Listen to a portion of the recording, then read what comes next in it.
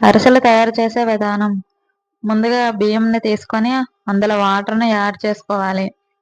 Add చేసిన తర్వాత ఒక నైట్ అంతా నానబెట్టాలి. బాగా నానిన తర్వాత తీసి 10 నిమిషాలు ఆరబెట్టాలి.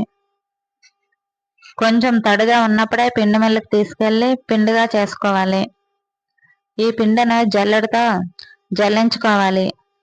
కేజీ బియ్యంకి కేజీ బెల్లం అయితే వేసుకోవాలి. పంచదార వేసుకునే వాళ్ళకి కేజీ బియ్యంకి అర కేజీ బెల్లం, అర కేజీ పంచదార అయితే వేసుకోవాలి. మేమైతే 9 కేజీల వరకు చేసుకున్నాం. ఒక పాన్ పెట్టి అందులో బెల్లం వేసుకొని వాటర్ను యాడ్ చేసుకోవాలి. బెల్లంని అయితే బాగా కరిగించుకోవాలి.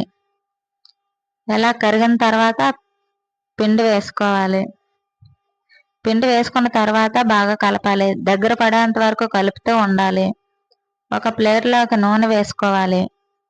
నూనె వేసుకున్న తర్వాత ఈ పాకాన్ని అందులోకి వేసుకోవాలి. అరిసెకు కావలసిన పాకం వచ్చిందో లేదో చూసుకోవాలి. చూసుకున్న తర్వాత ఒక కవర్ను తీసుకొని దానికైతే ఆయిల్ రాసి ముద్దను అరిసెగా చేసుకోవాలి.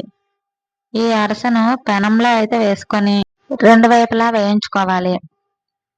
ఇలా వేయించుకున్న తర్వాత ఒక పక్కన తీసుకోవాలి.